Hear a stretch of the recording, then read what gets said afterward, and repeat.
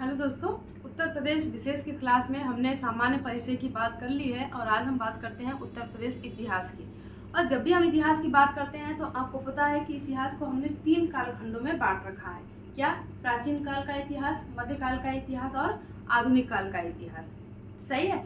दूसरा जो हमने बांटा है लेखन कला की सामग्री के आधार पे। एक तो हमने इतिहास का विभाजन किया जो मैंने भी आपको बताया। दूसरा जो विभाजन हुआ है वो हमने, क्योंकि हम ये मानते हैं कि किसी भी समाज को सभ्य तब माना जाता है जब वो लिखना और पढ़ना जानता हो, साक्षर हो और उस समुदाय के लोग शिक्षित हो और उनके अंदर सामाजिक शिक्षा मौजूद हो, सामाजिक अनुशासन हो और एक नियमबद्ध तरीके से वो रहते हो। तो शिक्षित होना, लिखना पढ़ना ये किसी समाज के सभ्य होने का एक प्रतीक है। तो इसी आधार पर तो ग्रामीण क्षेत्रों को गंवार कहा जाने लगा, क्योंकि ये माना जाने लगा कि ग्रामीण क्षेत्र में शिक्षा की स्थिति शहरी क्षेत्र से तुलनात्मक कम है। तो ये हमारी सभ्यता के साथ जुड़ी हुई एक मिथ है, या यूँ कह लीजिए कि ये एक घटक भी है जिसका इम्पैक्ट तो पड़ता है। सही, कहाँ पड़ता है वो जो कभी एनालिसिस करेंगे तो हम लोग देखेंगे। लेकिन आज हम अभी बात करते हैं कि जो हम इतिहास का विभाजन करेंगे वो शिक्षा और साक्ष्य के, लेखन साक्ष्य के आधार पे करेंगे। तो हमने प्राचीन इतिहास को 3 पार्ट में डिवाइड किया। अभी हम उत्तर प्रदेश विशेष की बात नहीं कर रहे हैं, हम संपूर्ण इतिहास की बात कर रहे हैं। तो हमने प्राचीन इतिहास को 3 कालखंडों में डिवाइड किया। ऐसा कालखंड जब मनुष्य लिखना और पढ़ना नहीं जानता था। सुबह उठना, भोजन की तलाश में निकल जाना, शाम होना, फिर वापस अपने घर को चले आना, जहाँ है वहीं पे आवास बना लेना, फिर अगले दिन भोजन तक, जैसे जानवर अभी करते हैं। पूरा दिन उनका केवल उसी भोजन के इर्द गिर्द घूमता रह जाता है। इस काल का मनुष्य ना तो पढ़ना जानता था, ना तो लिखना जानता था, न तो सभ्यता कोई थी। ये बर्बर और असभ्य प्रकार के ह्यूमन ग्रुप थे। तो ऐसे काल का कोई एविडेंस ही नहीं मिलता, क्योंकि लेखन कला तो है नहीं।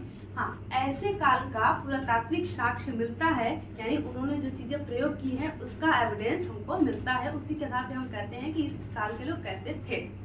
तो इतिहास को हमने 3 पार्ट में डिवाइड किया है। पहला है लेखन कला साहित्य के आधार पे, तो हमने इसको बोला प्रागैतिहासिक काल। प्रागैतिहासिक काल, ठीक है। उसके बाद ऐसा सभ्यता से ऐसा समाज आया जिसमें लोग लिखना पढ़ना तो जानते थे, लेकिन जो हमारी लिपि है, हमारी भाषाएं हैं, उनसे वो अलग तरीके से लिखते थे, जिसको हम समझ नहीं पाए आज तक। तो उसको कहा गया आद्य ऐतिहासिक काल। उसको क्या कहा गया? आद्य ऐतिहासिक काल। और तीसरा काल जो था जिसमें मनुष्य लिखना पढ़ना भी जान रहा है और उसी से तो हम डेवलप हुए हैं, आज की स्थिति में वर्तमान में आए हैं। तो हम उस चीज़ को, साक्ष्य को पढ़ पाते हैं, समझ पाते हैं। इस वजह से इस काल के इतिहास के बारे में बहुत व्यापक जानकारियाँ हमारे पास हो जाती हैं। तो ऐसे काल को कहा जाता है ऐतिहासिक काल। क्या कहा जाता है? ऐतिहासिक काल। क्लियर है? बाकी विस्तार में हम जब इतिहास पढ़ेंगे भारत के संबंध में तब बताएंगे आपको। प्रागैतिहासिक काल में एक सभ्यता आती है मुख्यतः, जिसे हम कहते हैं पाषाण काल। पाषाण काल आप समझ गए होंगे कि ऐसा काल जिसमें ह्यूमन जो एक्टिविटी करता था, शिकार करता था, वो वेपन्स जो बनाता था वो पत्थरों का बनाता था, क्योंकि पत्थर का तत्सम क्या है? पाषाण है। इस वजह से काल हो गया पाषाण काल। आद्य ऐतिहासिक काल में चलेंगे तो इंडस वैली सिविलाइजेशन और चैल्कोलिथिक एज या कैल्कोलिथिक एज, या इसको हम ताम्र पाषाण काल भी कहते हैं, तो ये भी इसी में आएगा। ताम्र पाषाण सभ्यता। और थर्ड जो है वो है वैदिक सिविलाइजेशन, वैदिक सभ्यता। फिर ऐतिहासिक में आप देखेंगे तो महाजनपद काल से चीजें शुरू होंगी और 1947 तक चलेंगे। क्लियर है? अब बात करते हैं किसकी? पाषाण काल। आज हमको कंप्लीट करना है किसके संबंध में? उत्तर प्रदेश के संबंध में। भारत के प्रोस्पेक्ट में पूरे भारत के संबंध में नहीं अध्ययन करना है, प्रदेश विशेष से संबंधित अध्ययन करना है। तो पाषाण काल में हम ये मान के चल रहे हैं कि जो होमोसेपियंस मानव है, जो बुद्धिमान मानव है, वो पृथ्वी पे जन्म लिया लगभग आज से 5 लाख साल पहले। ये बुद्धिमान मानव की बात कर रहे हैं। वैसे मानव के जो और पूर्वज हैं वो तो बहुत पहले से थे, 10 लाख साल पहले से ही थे, लेकिन ये जो सभ्य मानव जिसने परिवर्तन शुरू किया, इनको मानते हैं कि ये 5 लाख साल पहले से है। तब से हम मानते हैं कि पाषाण काल शुरू हुआ। सभ्यता को हम ऐसे देखते हैं। क्लियर है? तो पाषाण काल में चीजें शुरू हुई।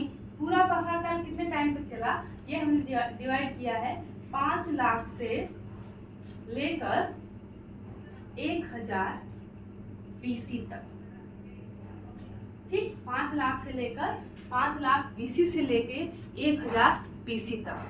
अब आप समझो जरा कि कहने को है कि केवल पाषाण काल यहीं तक चल रहा है। आज भी तो हम सिलबट्टी यूज करते हैं, आज भी तो हम पत्थर की बहुत सारी चीज़ें यूज करते हैं, पत्थर की मूर्तियाँ बनाते हैं। आज भी तो हमारे घरों की छत जो है वो पत्थर की जो पट्टियाँ होती है उससे बने होते हैं। तो आज भी तो हम पत्थर का इस्तेमाल कर रहे हैं। लेकिन जीवन का ज़्यादा इर्द गिर्द किसकी तरफ घूमना, पत्थर की तरफ। इस वजह से हमने उस काल को ही विशेष नाम दे दिया, क्या, पाषाण काल। इमेजिन करोगे तो चीज़ें बहुत ज़्यादा व्यापक होती हैं और आप उसमें डूबते चले जाओगे। तो डूबना नहीं है, अभी एग्जाम निकाल। अब हमने इस पाषाण काल को परिवर्तन के आधार पर, पाषाण काल को हमने परिवर्तन के आधार पर 3 हिस्सों में, 3 काल खंडों में विभाजित कर लिया। सबसे पहला कालखंड पूरा पाषाण काल, पैलियोलिथिक एज, पूरा पाषाण काल।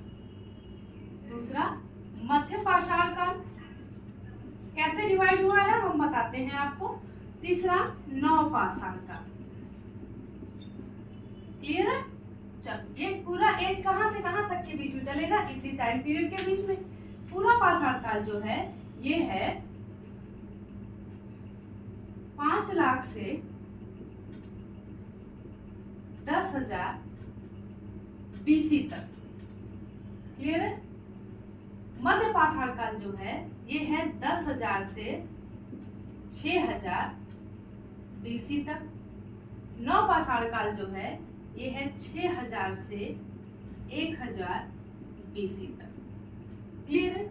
अब ये काल हमने कैसे डिवाइड किया, ये काल हमने डिवाइड किया कि इस टाइम पीरियड के दौरान जो परिवर्तन की दर थी, वो परिवर्तन की दर और वो सभ्यताएं, वो मनुष्य का रहना खाना, उसका जो समाज विकसित होना, वो लगभग एक तरह का था।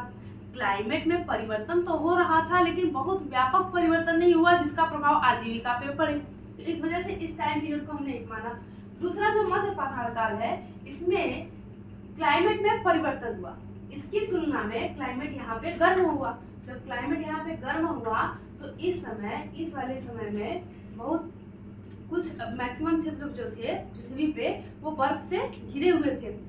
इस वाले क्षेत्र में कुछ ज्यादा क्षेत्र जो है जिनका तापमान वनस्पतियों के उगने के और घास उगने के समतुल्य हो गया। तो अब इस वजह से मध्य पाषाण काल में घास भूमि का विकास हुआ। घास भूमि का विकास हुआ तो उसको खाने वाले छोटे जीव पैदा हुए, जैसे खरगोश हो गया, बकरी हो गया।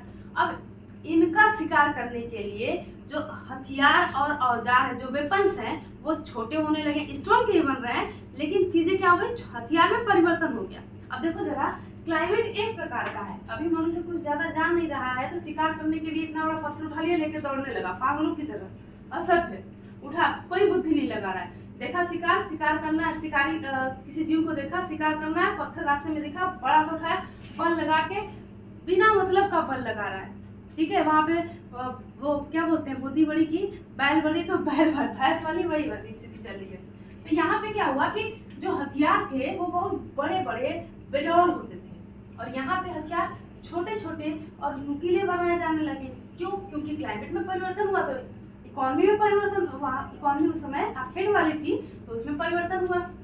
जो लगातार इकोनॉमी जो प्रतिदिन बदलता रहे उसे आखेड़ कहते हैं। हमने वाक्यांश के लिए शब्द में डिस्कस किया था। तो इस वजह से चीजें देख रहे कैसे परिवर्तित हो रहा है। अब आगे चलेंगे तो क्लाइमेट और परिवर्तित हुआ और गर्म हुआ, तो ऐसी स्थिति, ऐसी परिस्थिति बनी कि खेती करने योग्य अनाज पैदा होना शुरू हो गए, जैसे गेहूं, जौ, चावल। तो खेती की शुरुआत हो गई। ठीक है, पहिए का आविष्कार हो गया। यहाँ पे ह्यूमन ने पशुओं को अपना दोस्त बनाना शुरू किया, मतलब पालना शुरू किया। तो पहला पशु कुत्ता हमने पाला था। ठीक है, और पहली बार खेती हमने कहाँ से करी थी, नवपाषाण काल में। तो अब हम ये जो बात कर रहे हैं वो किस आधार पर बात कर रहे हैं? ठीक, इसमें किसकी खोज हुई? पशुपालन। इसमें कृषि और पहिया, इसमें ह्यूमन आग से परिचित है, आखेटक और खाद्य संग्राहक है, और जब कृषि करेगा तो स्थायी आवास बनाना शुरू करेगा। यहाँ पे आखेटक, इस समय भी आखेटक था, लेकिन कुछ मात्रा में उत्पादन शुरू हो चुका था इनमें। आखेटक एवं संग्राहक, हंटिंग और गैदरिंग। ठीक है, अब एविडेंस की बात करते हैं। यही एविडेंस तो हमको इस चीज को जोड़ेगा किससे? प्रदेश विशेष से। हमारे उत्तर प्रदेश में पूरा पाषाण काल को 3 पार्ट में फिर डिवाइड किया गया है। उच्च ये क्या बोलते हैं, निम्न पूरा पाषाण काल, मध्य पूरा पाषाण काल और उच्च पूरा पाषाण काल। तो हम इसको भी लेके चलते हैं मोटी मोटा क्या, पाषाण काल। अब इस पाषाण काल में ह्यूमन क्या है, हंटिंग और गैदरिंग कर रहा है, यानी शिकार कर रहा है, टहल रहा है, घूम रहा है, गुफा में लिया, गुफे में रह लिया, पेड़ है, पेड़ में रह लिया। तो इस प्रकार कैसे पता चलेगा? क्योंकि वेपन्स मिलेंगे और कहीं हो सकता है गुफे में उनके द्वारा कुछ चित्रकारी करी गई हो, जो शिकार वो कर रहे हैं वो इमेजिनेशन करके प्राकृतिक चीजों का यूज करके दीवार पर चित्र बनाए हो, इसी से पता चलेगा। जैसे मध्य प्रदेश में भीमबेटका मिलता है, ऐसे गुफाएं मिली होंगी। तो इस आधार पर उत्तर प्रदेश में क्या एविडेंस मिला है और कहाँ एविडेंस मिला है? तो उत्तर प्रदेश में जो एविडेंस मिला है वो मिला है बेलन घाटी में। कहाँ मिला है? बेलन घाटी में। ठीक है, बेलन घाटी में एक जगह है लोहदा नाला। क्या है? लोहदा नाला। लोहदा नाला, दो चीजें आपके दिमाग में उठनी चाहिए कि बेलन घाटी क्या है? बेलन नदी की घाटी है, और ये नदी टोंस नदी की सहायक नदी है। किसकी सहायक नदी है? टोंस की सहायक नदी है। टोंस नदी गंगा की सहायक नदी, कहीं कहीं आपको उप नदी के रूप में मिलेगा। ठीक है, गंगा की सहायक नदी है। टोंस नदी प्रयागराज में जाके मिल जाती है, किससे? गंगा नदी से। ठीक, और प्रयागराज में मिलने से पहले इसमें कौन सी नदी मिलती है? बेलन नदी मिलती है। तो बेलन नदी का उद्गम होता है इधर सोनभद्र, उत्तर प्रदेश का थोड़ा सा मैप बनाते हैं यहीं पे साइड में, ये देखना आप। कल यदि आप क्लास देखे होंगे तो ये सहारनपुर वाला क्षेत्र, इधर शामली, इधर चलेंगे तो मथुरा, मेरठ, फिर ये चलेंगे ललितपुर, इधर चलेंगे सोनभद्र,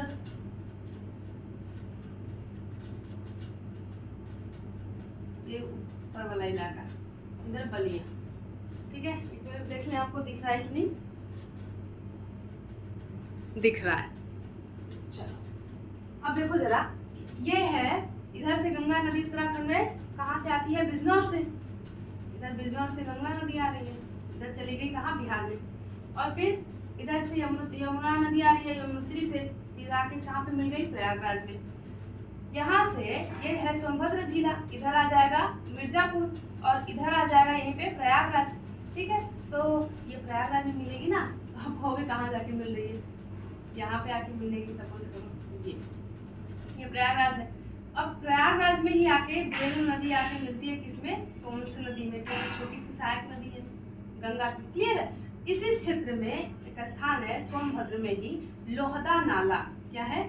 हमने यहाँ पे लिख देना है लोहदा नाला। यहाँ से अस्थि निर्मित मातृ देवी की मूर्ति मिली है। क्या मिली है? अस्थि निर्मित, अस्थि मतलब हड्डी, अस्थि निर्मित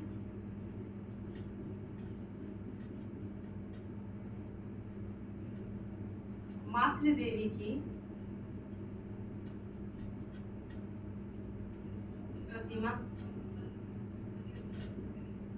क्लियर है? लोहदा नाला से मिला है।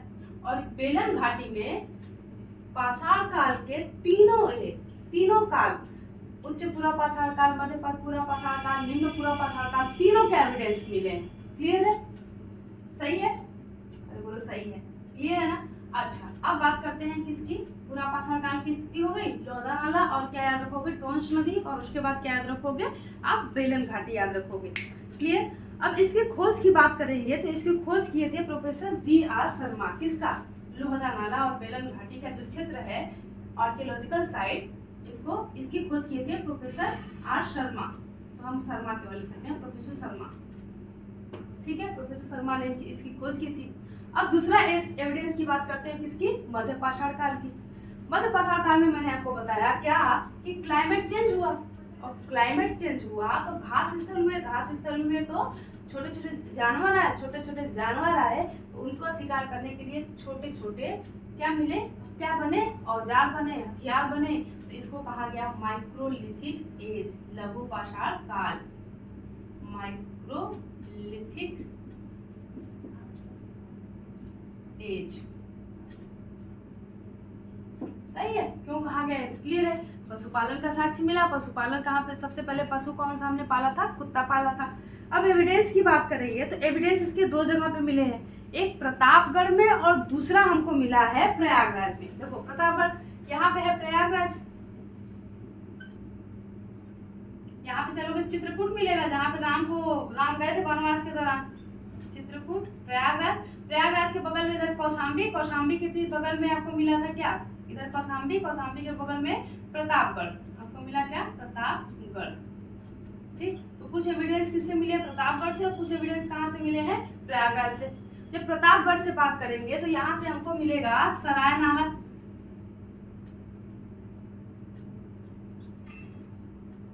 महदहा और दमदमा।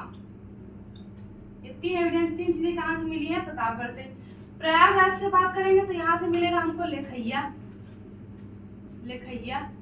तो अब यहाँ पे हम डिवाइड कर लें इसको क्या कि दो स्थान, एक क्या हो गया हमारा प्रतापगढ़,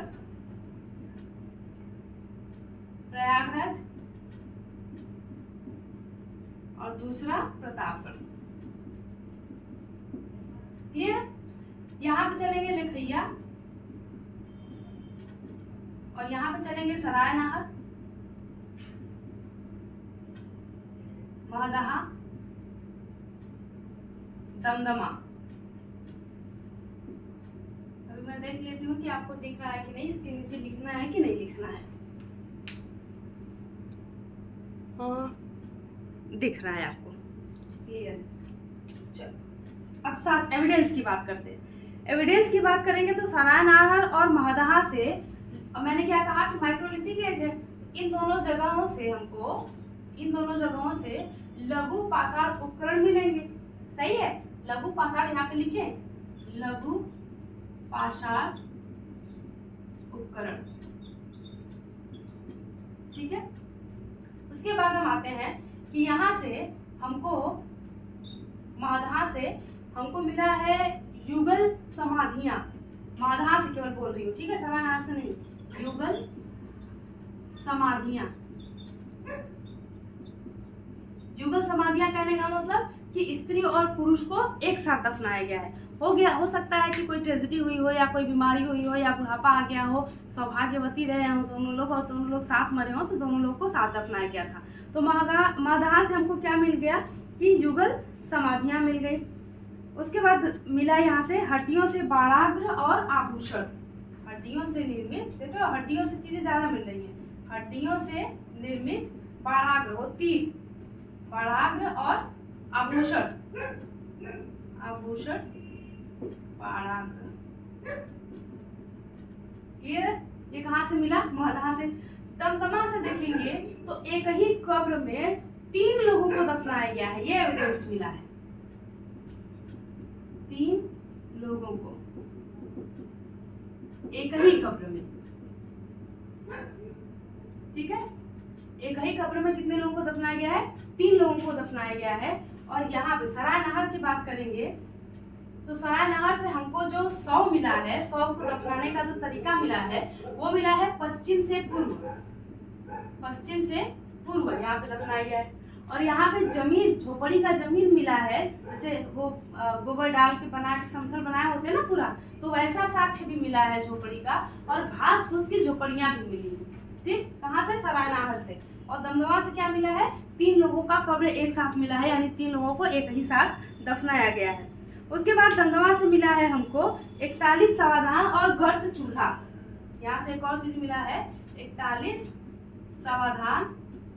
समाधान, यानी एक साथ किसी क्षेत्र में 41 लोगों का शव दफनाया गया है। और यहाँ पे गर्त चूल्हे यानी जमीन में नीचे गड्ढा कर दिया गया है और उसमें एक चूल्हा मिला है। इसका मतलब ये हो सकता है कि ऊपर से ढक के उसमें गर्तावास बना के रखते रहे होंगे। तो ये हमको दमदमा से मिला है। ठीक है, ये 3 एविडेंस हो गए हमको, कहाँ से जो मिले हैं, प्रतापगढ़ से। तो सराय नहर की बात करेंगे तो यहाँ से क्या मिला है, झोपड़ी का साक्ष्य मिला है, घास फूस की झोपड़ी का साक्ष्य मिला है, और यहाँ से और महदहा से हमको क्या क्या मिला है, लघु पाषाण उपकरण मिले हुए हैं। और यहाँ पे क्या हुआ, दमदमा से हमको क्या मिला है, और यहाँ महदहा से हमको एक और चीज मिला है, हड्डियों के बाग और आभूषण मिले हैं। दमदमा से क्या मिला है, 3 लोगों का कब्र मिला है, समाधान एक साथ, और उसके बाद 41 समाधान एक साथ मिला है। उसके बाद गर्त चूल्हे मिले हैं। ठीक है, अब उसके बाद बात करेंगे किसकी, प्रयागराज में जो स्थान है उसका नाम क्या है, लखैया। लखैया की बात करेंगे तो यहाँ से 14 मानव कंकाल मिले हैं। क्या मिले हैं, 14 मानव कंकाल। किसी का युद्ध हुआ होगा, झगड़े लड़ाई हुए होंगे, समुदाय के लोग मरे होंगे, क्योंकि उस समय समुदाय में बहुत ज्यादा लोग भी तो नहीं रहते थे, जैसे हमारे गांव में आज हजारों लोग रहते हैं, तो उस समय समुदाय छोटे छोटे होते थे। तो पूरा समुदाय हो सकता है महामारी आई हो, किसी भी कारणवश से हो सकता है ऐसे लोग मरे हो, तो वहाँ पे 14 मानव कंकाल मिला है सबसे ज्यादा। ठीक है, ये हो गया किसके बाद, लखैया के बाद। नेक्स्ट एक और है जो प्रयागराज में स्थान है, किसका, मध्य पाषाण काल का, उसका नाम है चोपनी मांडो। चोपनी मांडो, यहाँ से पाषाण उपकरण मिले थे, हथियार। तो चोपनी मांडो और लखैया कहाँ पे होगा, प्रयागराज में। सरायनहार, महदहा और दमदमा कहाँ पे हो जाएगा, प्रतापगढ़ में हो जाएगा। क्लियर है। अब उसके बाद बात करेंगे, नेक्स्ट हम बात करेंगे किसका, नवपाषाण काल का। किसकी बात करेंगे, कहाँ लिखा मैंने, ये हम बात करते हैं नवपाषाण काल का। नवपाषाण काल में देखो कृषि का साक्ष्य मिलेगा और पहिए का आविष्कार होगा। कृषि का साक्ष्य मिलेगा तो सबसे पहला जो अनाज था वो जौ था, लेकिन कृषि के साक्ष्य में देखेंगे चावल के एविडेंस मिले हुए हैं ऐसे। यह जौ तो वैदिक काल में यूज हुआ है तो समझिए है, और कुछ आईबीसी में चलेंगे तो वहाँ पे भी कुछ एविडेंस मिलेंगे। अब चावल के इसमें जब हमारे यहाँ एक स्थान है, यहाँ पे चलोगे जब उत्तर प्रदेश में, तो यहीं पे आपको मिलेगा संत कबीर नगर। संत कबीर नगर में एक जगह है जिसका नाम है लहुरा देव। ठीक है, संत कबीर नगर में क्या है, लहुरा देव।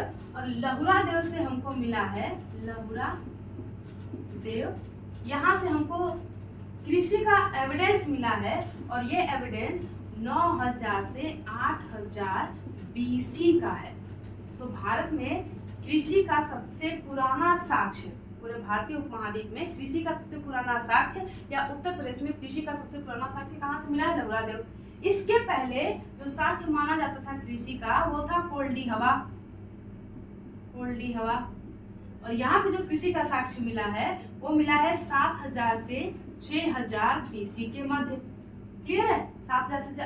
इसके पहले मेहरगढ़ को माना जाता था, क्योंकि मेहरगढ़ में जो कृषि का साक्ष्य मिला है वो मिला है 8000 से 7000 बीसी के बीच में। मेहरगढ़ कहाँ पे, पाकिस्तान में, ये भारत स्तर की बात हो रही है।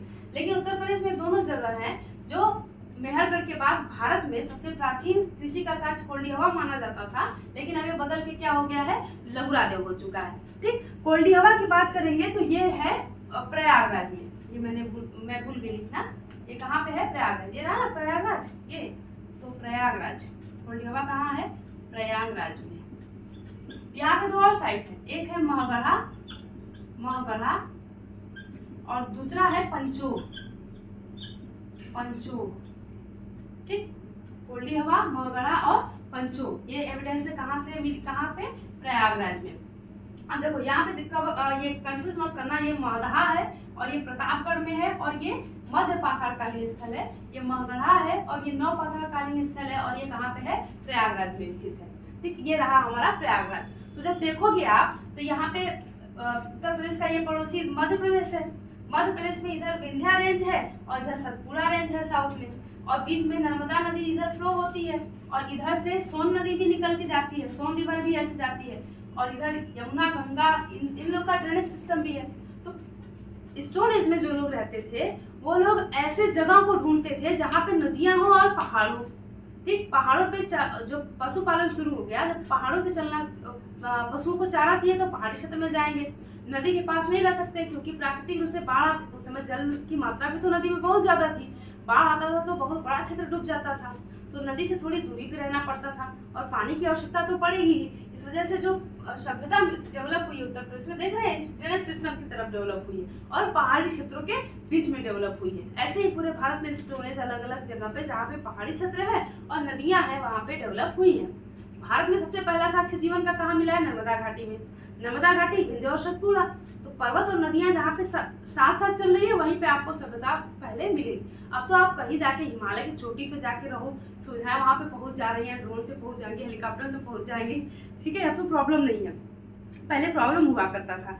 अब उसके बाद कुछ और एविडेंस की बात करेंगे। क्या लिखा है मैंने, महागढ़ा, पंचो और प्रयागराज। तो यहाँ से हमको किसका साक्ष्य मिला अभी तक? ये कोल्डी हवा, किसका साक्ष्य मिला? कृषि का, ठीक। कृषि के साथ यहाँ पे कच्ची मिट्टी के, कच्ची मिट्टी नहीं कहेंगे, कच्ची ईंट कहेंगे, कच्ची ईंट के साक्ष्य मिले हैं, कच्ची ईंट के साक्ष्य मिले हैं, ठीक है। और यहाँ से घास फूस की झोपड़ियां भी मिली हैं, झोपड़ियां, ठीक। ये भी एविडेंस मिले हैं कहाँ से? कोल्डी हवा, महागढ़ा और पंचोक से। तो ये उत्तर प्रदेश के पाषाण काल की स्थिति हो गई। उत्तर प्रदेश के पाषाण काल में क्या क्या रखना है आपको कि संत कबीर नगर का लहुरा देव, संत कबीर नगर का लहुरा देव को जो क्रेडिट मिला है वो सबसे पूरे भारत में सबसे प्राचीन कृषि के साक्ष्य का मिला है। उसके बाद दमदमा में आप क्या देखोगे कि 3 साथ एक ही 100 मिले हैं। उसके बाद महदहा में क्या देखोगे? युगल समाधियां मिली हैं, स्त्री पुरुष को एक साथ दफनाया गया है। उसके बाद सराय नाहर में क्या देखोगे कि जो यहाँ पे 14 समाधान भी मिले हैं, यहाँ पे 14 समाधान भी मिले हैं और इन सब का 100 का जो सिर था वो पश्चिम से पूर्व था, ठीक है। ये आपको कहाँ से मिला है? सराय नाहर से मिला है। फिर उसके बाद क्या है? लोधा नाला। लोधा नाला किससे रिलेटेड है? पूर्व पाषाण काल से रिलेटेड है, क्लियर है। यहाँ से क्या मिला था? अस्थि निर्मित मातृ देवी की प्रतिमा मिली थी। तो ये वाला एरिया देखोगे पाषाण काल के लिए इम्पोर्टेंट है, स्टोरेज के लिए, क्लियर। अब ये चीजें क्यों कैसे याद होंगी? जो कल वाला क्लास था जिसमें मैंने डिस्ट्रिक्ट की बात करी थी, तो ये चीजें याद रखोगे तब जाके आपके दिमाग में इमेज बनेगा कि ये चीजें यहाँ पे, अच्छा लहुरा देव यहाँ था तो प्रयागराज यहाँ है, चित्रकूट यहाँ है तो प्रतापगढ़ में सराय नाहर है, तो यहाँ पे लोकेशन हो सकता है। तो मैप में रिफिल करने को आए तो बहुत इजीली कर सकते हो, ठीक है। या तो उत्तर से दक्षिण, पूर्व से पश्चिम, या इनका क्रम लिखने को भी आता है अब तो एग्जामिनेशन में, तभी आप पढ़ सकते हो कि प्रयागराज इधर है तो इधर के सारे एविडेंस इधर होंगे, फिर प्रतापगढ़ आएगा तो फिर पूर्व की तरफ चलेंगे और इधर उत्तर की तरफ, उत्तर पूर्व की तरफ चलेंगे तो संत कबीर नगर यानी लहुरा देव आएगा। तो ये चीजें मैप्स के थ्रू करने में बड़ी इजी हो जाती है, ठीक है। तो उत्तर प्रदेश का सेकंड क्लास क्या हो गया? स्टोन एज यानी पाषाण काल वो प्रदेश से कैसे रिलेटेड है। अब हम बात करेंगे नेक्स्ट क्लास में क्या?